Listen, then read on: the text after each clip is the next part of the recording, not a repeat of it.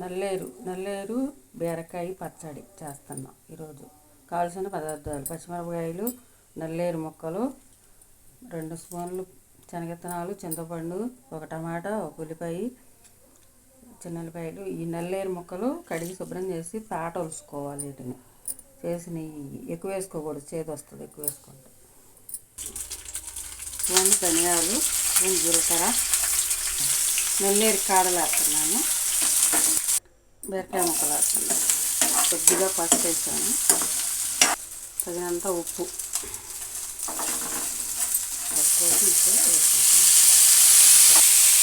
పప్పు, పాలు, జీలకర్ర, కాయలు, పసుపు, ఇంగవ వేయించుకున్నది, ధనియాలు, నల్లేరు కాడలు మొత్తం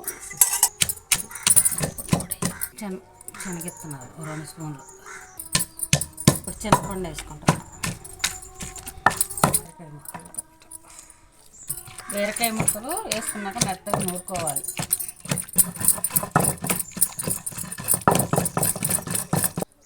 ఉల్లిపాయలు వేసుకుంటున్నాం.